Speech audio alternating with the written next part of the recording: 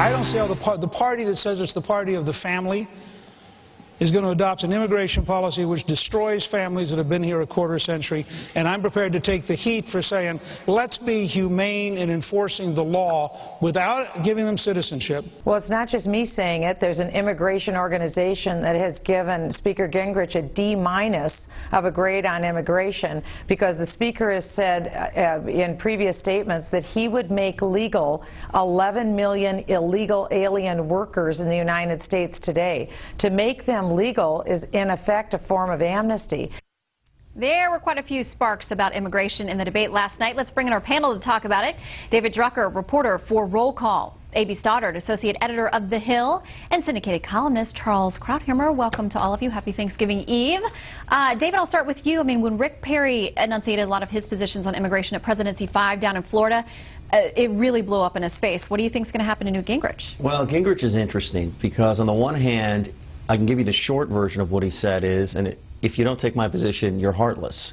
If you notice the humane remark, and while he had the better general election position, if you're looking at the Latino vote, it is clearly a problem in the Republican primary, except Newt has one thing going for him that Rick Perry did not and other candidates don't. He's been a hero of the conservative movement for years.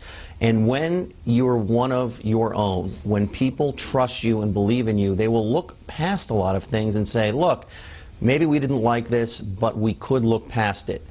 So the one problem he now has to get over is it going to be a problem in a place like Iowa and a place like South Carolina if he remains at the top in contention?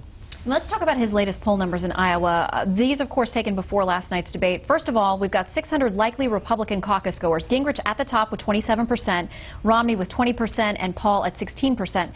Now, if you break down the numbers further among likely Republican caucus goers who say they're definitely going to participate in the caucuses, Gingrich at 32%, Paul at 17%, Romney at 15%. You know, A.B., do you think any of what he said last night costs him any of those votes? Well, I think it's possible. I mean, David makes a good point that he has championed the conservative cause for so long. It might be that the most passionate conservatives believe that this is forgivable. I think this is such an issue, though, for the candidates all year long. It would be hard to imagine that he doesn't end up losing a few votes over this. I mean, it was not just Mitt Romney, but Michelle Bachmann, you know, using the word amnesty over and over, that you're forgiving you know, a criminal, an illegal act, and that even if they're not criminals and they're law-abiding, tax-paying, long-time residents of the U.S., that you can't forgive that because the door opens too wide. And I think that that's, I mean, I think that he's articulate. I think he, you know, it is true that that might be a good general election message, but I think that that's still going to be tough for Newt Gingrich. I think he retains his lead for a few weeks. Back to your original question about the polls, I don't see it standing up until a chilly night at caucus counting on January 3rd. In Iowa, I think he has strong liabilities with his efforts to enrich himself and cash in on his insider connections in Washington. And I think that as a sort of a quasi-lobbyist, and I think that that combined with the immigration answer could really hurt him.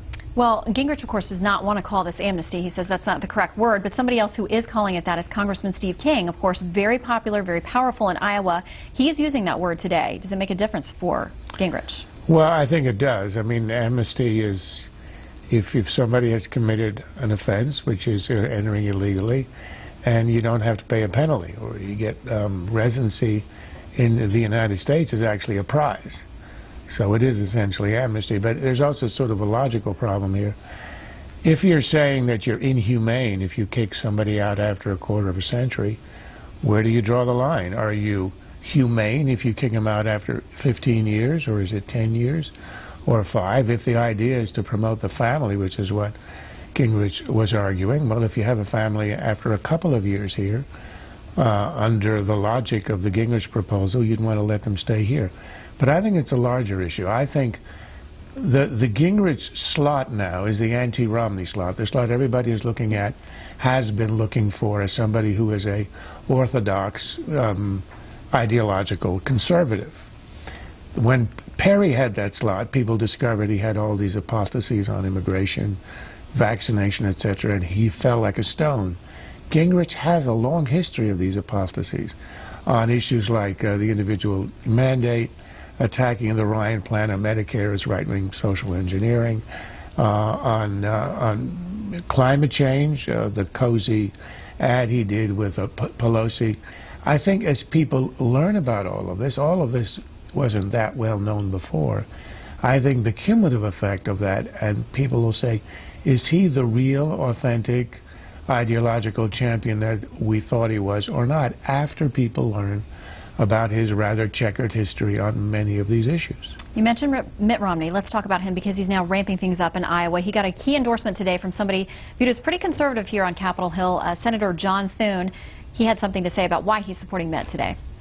It's great to be with you today in the heartland of America, in the great state of Iowa, to endorse your candidacy for presidency of the United States. And the reason that I believe that Mitt Romney is the right guy for the job is because he has proven he can solve problems. He fixes things.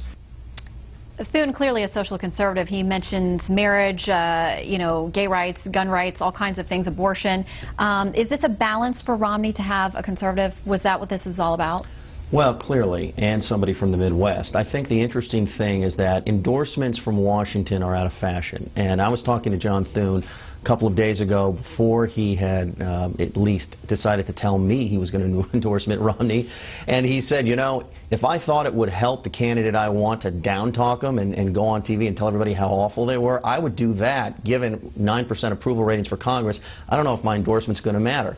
But I think for someone like Mitt Romney, who clearly has some problems with the base, that at least somebody that they have respected before, like John Thune, in a part of the country where he has been appealing, that this endorsement could do him some good. And I would point out that when you look at Senator Kelly Ayotte from New Hampshire and now John Thune, you can clearly see that Republicans who have an interest in having power to wield in Washington believe that Mitt Romney is their best chance to win the presidency.